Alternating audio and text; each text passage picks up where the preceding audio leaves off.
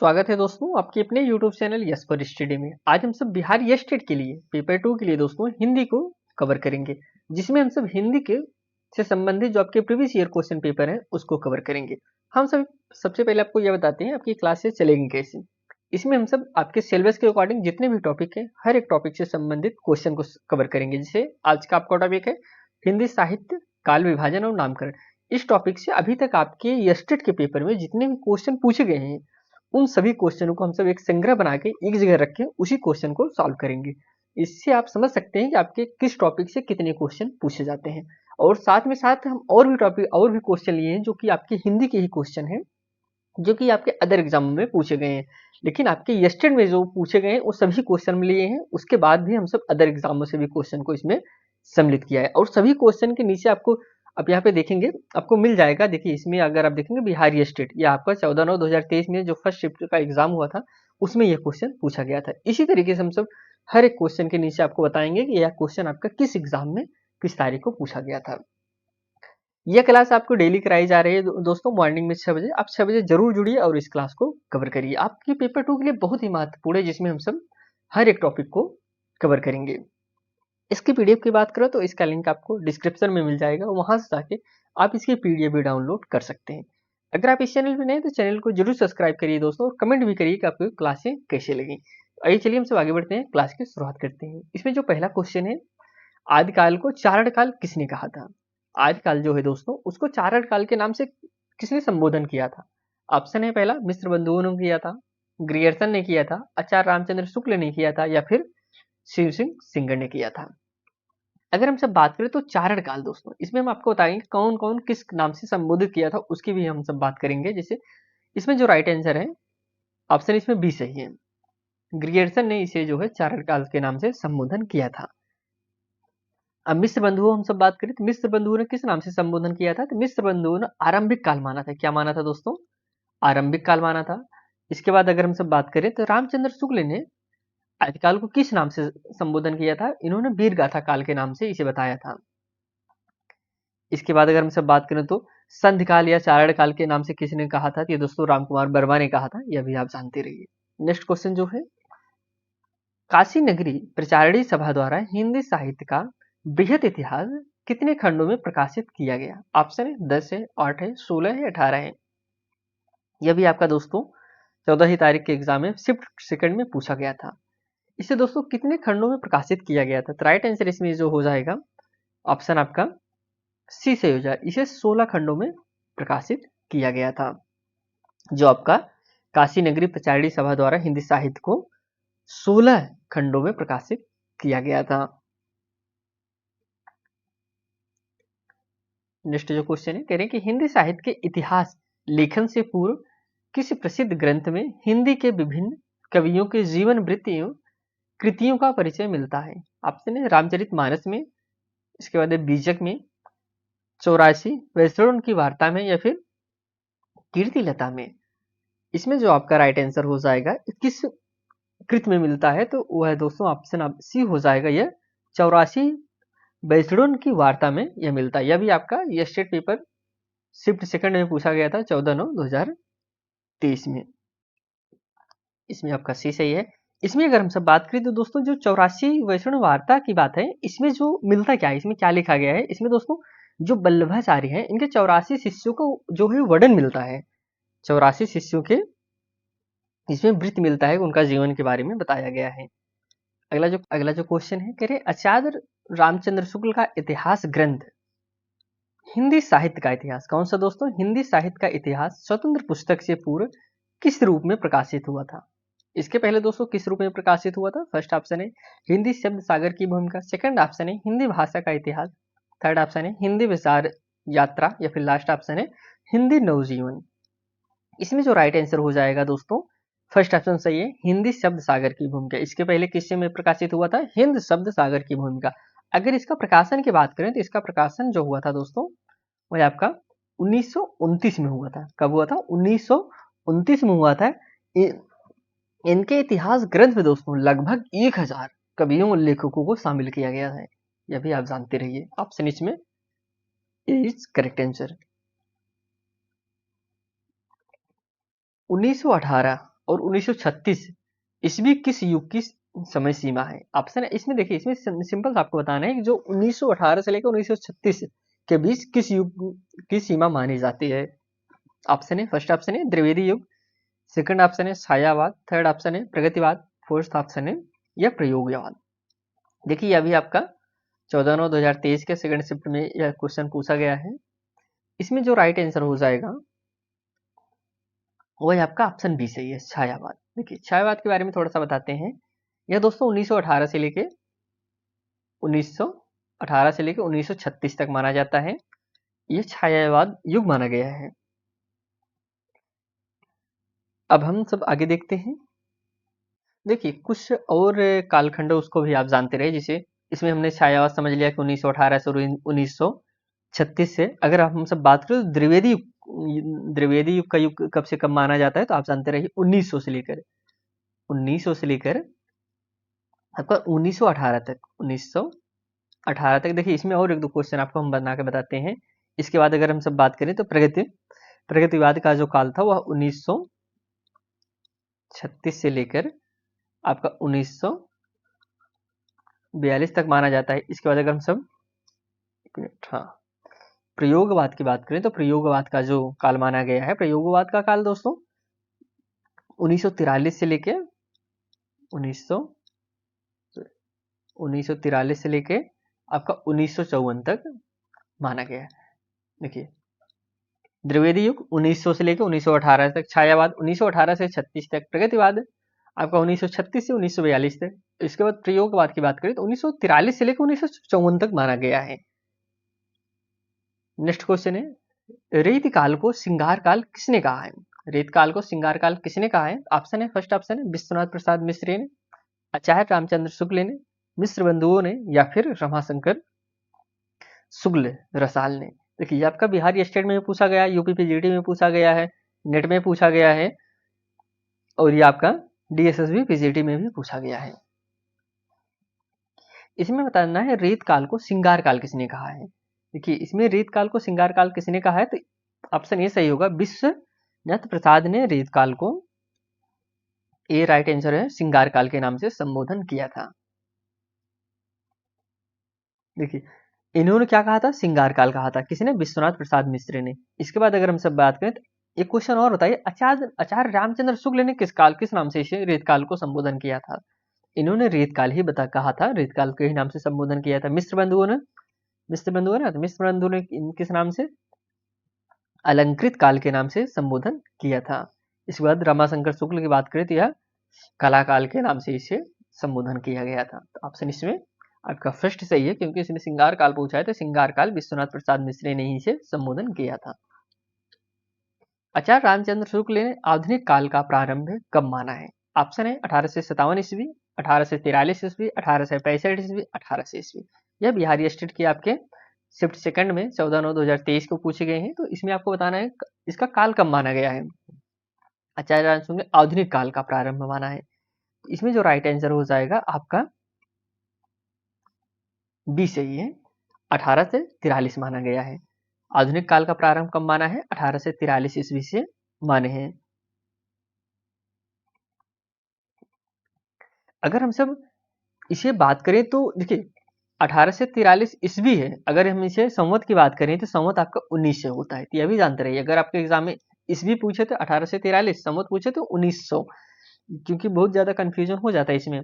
इसमें अगर हम सब इसका काल विभाजन समझे तो जैसे आप वीरगाथा काल, भक्त काल, रीत काल, गद्य काल। रीत काल आपका सबसे पहले आदिकाल से बताते हैं। तो आदिकाल जो आपका आधुनिक काल था वो आधुनिक काल लास्ट में था। तो आदिकाल जो है आपका वीरगाथा काल के नाम से ही आदिकाल को कहा जाता है। तो आदिकाल आपका 1050 से लेके आपका 1375 संवत था। इसके बाद अगर हम सब पूर्व मध्यकाल भक्त काल की बात करें तो 1375 से 17 से था।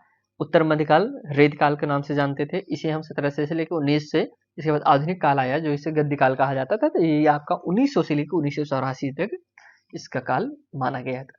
प्रारंभ कब हुआ था? तो आपका 1843 ईस्वी। संवत की बात करें तो 1900। ये दोनों चीज आप जानते रहिए। नेक्स्ट जो क्वेश्चन है, आदिकाल को अंधकार काल किसने कहा था? ऑप्शन है कमल कुलश्रेष्ठ ने, ग्रियर्सन, हजारी प्रसाद द्विवेदी, रामकुमार वर्मा। दोस्तों आदिकाल को अंधकार काल के नाम से किसने संबोधन किया था? तो आप कहेंगे कमल कुलश्रेष्ठ ने इसे अंधकार काल के नाम से संबोधन किया था। तो ऑप्शन इसमें जो सही हो जाएगा, ऑप्शन फर्स्ट सही है। आदिकाल को अंधकार काल के नाम से कमल कुलश्रेष्ठ ने कहा था, जबकि ग्रियर्सन ने चारण काल, ग्रियर्सन ने क्या कहा था? ग्रियर्सन की बात करें तो ग्रियर्सन ने चारण काल, हजारी प्रसाद द्विवेदी ने किस काल के नाम से संबोधन किया था? इन्होंने आदिकाल तथा इन्होंने आदिकाल के नाम कहा था, लेकिन रामकुमार वर्मा की अगर हम सब बात करें तो रामकुमार वर्मा ने संध काल या चारण काल कहा था। तो आप जान गए होंगे इसमें जितने भी लोग थे, कमल कुलश्रेष्ठ अंधकार के नाम से संबोधन किया था। ग्रियर्सन की बात करें तो ग्रियर्सन ने चारण काल के नाम से इसका संबोधन किया था आदिकाल को। इसके बाद हम सब बात करें हजारी प्रसाद द्विवेदी को। हजारी प्रसाद द्विवेदी ने किस काल इसका नाम क्या दिया था? तो इन्होंने आदिकाल के नाम से संबोधन किया था। इसके बाद रामकुमार वर्मा की बात करें तो रामकुमार वर्मा ने संधिकाल के नाम से इसका संबोधन किया था। तो हम सब आगे बढ़ते हैं अगले क्वेश्चन पे। कवि का काम यदि दुनिया में ईश्वर के कामों का न्यायोचित ठहराना है तो साहित्य के इतिहासकार का काम है कवि के कामों को साहित्य इतिहास की विकास प्रक्रिया में न्यायोचित दिखा सकना। यह कथन किसका है? ऑप्शन है आचार्य शुक्ल का, रामस्वरूप चतुर्वेदी का, हजारी प्रसाद द्विवेदी का, या फिर बच्चन सिंह का। तो इसमें जो आपका सही आंसर हो जाएगा, यह दोस्तों आपका बी सही है। एक मिनट, बी सही है, रामस्वरूप चतुर्वेदी का यह कथन था। इसमें आपका जो सही है option second is right answer. Next जो क्वेश्चन करें, सर्वप्रथम किस इतिहासकार ने विधेयवादी दृष्टिकोण से साहित्य इतिहास लिखा था? किस दृष्टिकोण से दोस्तों? विधेयवादी दृष्टिकोण से। ऑप्शन है गार्सा दत्तासी, शेर सिंह सेंगर, ग्रियर्सन, या फिर मिश्र बंधु। तो इसमें जो आपका राइट आंसर हो जाएगा ऑप्शन इसमें आपका ये सही है, गार्सा दत्तासी। ऑप्शन इसमें फर्स्ट इज करेक्ट आंसर। ये भी आपका बिहार स्टेट 14/9/2023 के सेकंड शिफ्ट में एग्जाम में क्वेश्चन पूछे गए थे। इसमें हम तो वही क्वेश्चन लिए हैं इस टॉपिक से, जो आपका पहला जो आपका टॉपिक था उस टॉपिक से जो भी आपके क्वेश्चन बने हुए हैं उसी टॉपिक को हम सब इसमें कवर कर रहे हैं। सिर्फ वही एक ही टॉपिक है जिसमें हम सब हिंदी साहित्य का काल, विभाजन और नामकरण से जो आपके क्वेश्चन बने हुए हैं उन्हीं टॉपिक को हम सब इसमें कवर कर रहे हैं। दोस्तों वीडियो आपको कैसा लग रहा है कमेंट करके आप जरूर बताइए। चाहे उसके साथ साथ आप चैनल को भी सब्सक्राइब करिए कि ताकि हम सब आप सबके लिए और भी अच्छा वीडियो ला सकें। अब हम सब छायावाद को समझते हैं। छायावाद का प्रारंभ कब माना जाता है? ऑप्शन है 1920 में, 1918 में, 1900 में, या फिर कोई नहीं। अगर हम सब छायावाद की बात करें तो छायावाद का जो प्रारंभ माना जाता है तो आपका 1918 में माना जाता है। तो ऑप्शन इसमें फर्स्ट ही सॉरी सेकंड ही राइट आंसर है, 1918 में छायावाद का प्रारंभ 1918 में माना जाता है। इसकी समय सीमा अगर हम सब बात करें तो 1918 से लेके आपका 1936 तक, 1936 तक माने जाते हैं। अगर हमसे एक क्वेश्चन और बन सकता है, इसके छायावाद के जो प्रमुख कवि थे उनका नाम बताइए।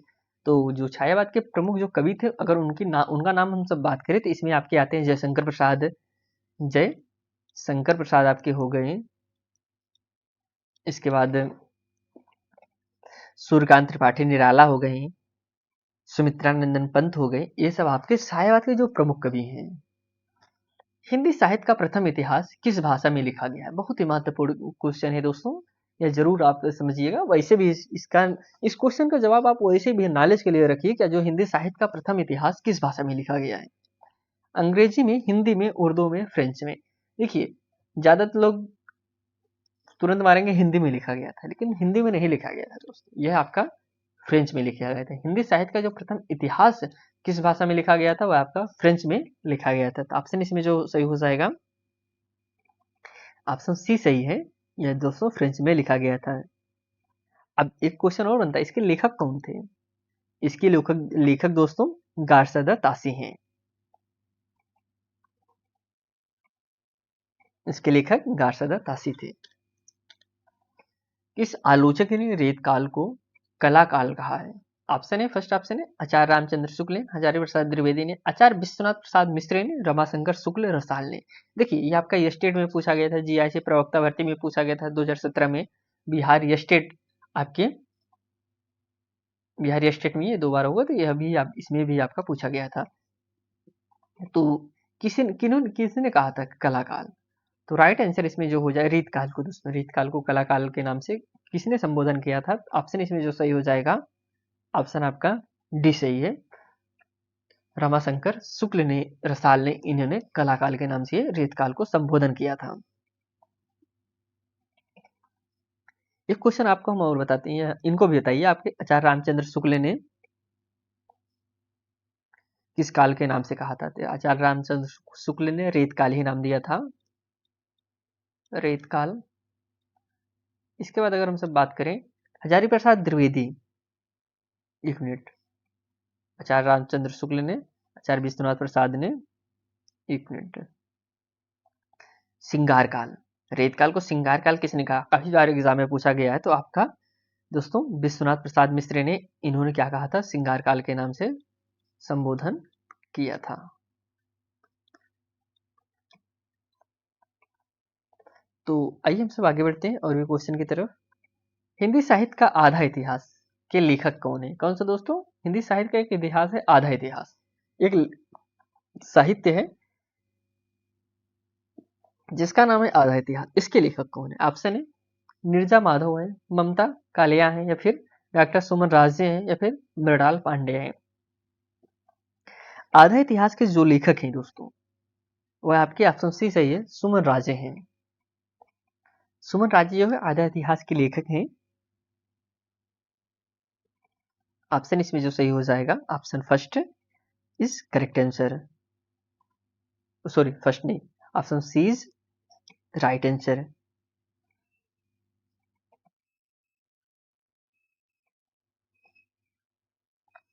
आचार्य रामचंद्र शुक्ल ने आदिकाल का विवेचन और नामकरण कुल कितने पुस्तकों के आधार पर किया था? किसकी बात करें? आचार्य रामचंद्र शुक्ल की बात करें, इन्होंने आदिकाल का विवेचन और नामकरण कुल कितने पुस्तकों के आधार पर किया था? ऑप्शन है 10, 11, 12, 13। इसमें जो सही हो जाएगा, उन्होंने दोस्तों 12 पुस्तकों के आधार पर किया था। ऑप्शन इसमें आपका सी सही हो जाएगा। इसका प्रकाशन काफी बार एग्जाम में पूछा गया है। इसका प्रकाशन जो हुआ था आपका 1929 में हुआ था। ऑप्शन इसमें सी इज राइट आंसर।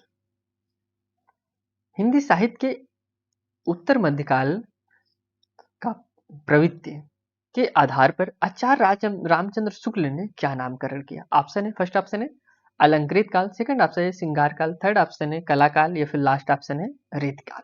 किसकी बात करें? उत्तर मध्यकाल का प्रवृत्ति के आधार पर आचार्य रामचंद्र शुक्ल का नामकरण क्या किया? अभी हमने इसके ऊपर ही आपको जस्ट बताए थे। तो उन्होंने दोस्तों रीतकाल नाम दिया था। क्या नाम दिया था? रीतकाल। ऑप्शन इसमें डी इज राइट आंसर।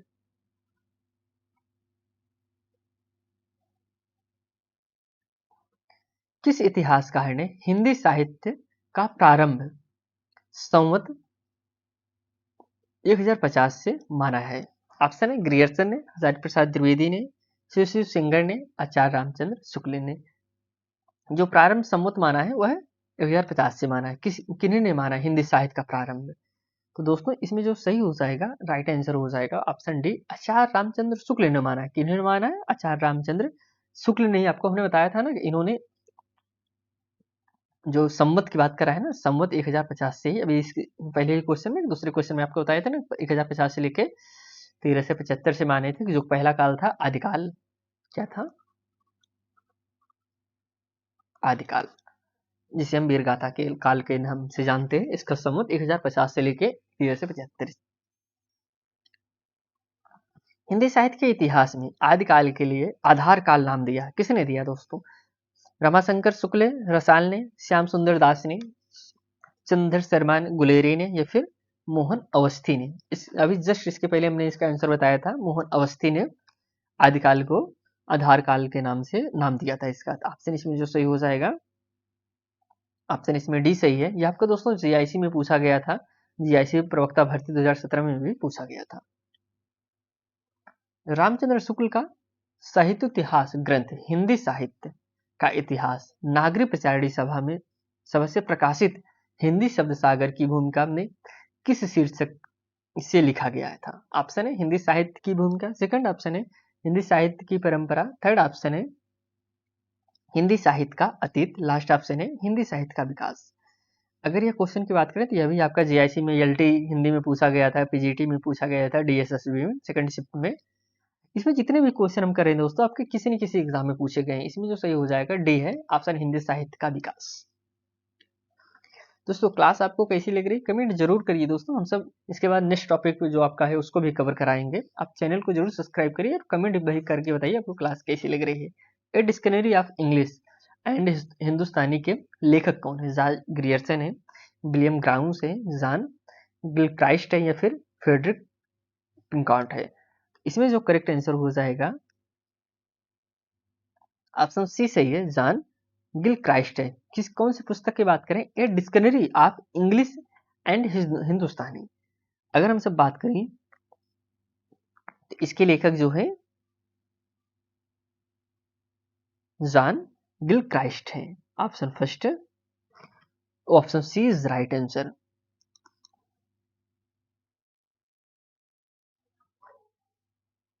अगला जो क्वेश्चन करें, एशियाटिक सोसाइटी ऑफ बंगाल की पत्रिका के विशेषांक के रूप में निकलने वाला हिंदी साहित्य का इतिहास कौन सा है? ऑप्शन है फर्स्ट ऑप्शन है the modern vernacular literature of Hindustan, second option है the sketch of Hindi literature, third option है a history of Hindi literature, fourth option है हिंदी साहित्य का इतिहास।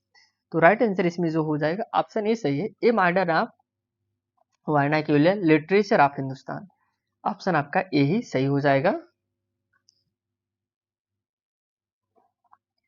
इनमें से किसने अपने हिंदी साहित्य इतिहास में आदिकाल को संधिकाल तथा चारणकाल नाम दो उपशीर्षकों में विभाजित किया है? ऑप्शन है फर्स्ट ऑप्शन है रामाशंकर शुक्ल रसाल ने, सेकंड ऑप्शन है राम खिलावन पांडे, थर्ड ऑप्शन है doctor Ram Kumar Verma, fourth option है डॉक्टर गणपति चंद्र गुप्ता। देखिए यह भी आपको दोस्तों जीडीसी 2021 में पूछा गया था और राजस्थान में भी यह क्वेश्चन पूछा गया था शिक्षक भर्ती में।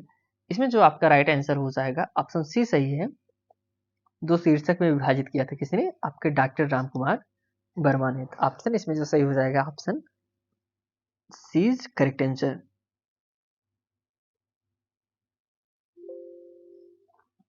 यह क्लास हम दोस्तों यही समाप्त करते हैं। आपसे हम फिर एक नए वीडियो में मिलते हैं। तब तक के लिए दोस्तों धन्यवाद।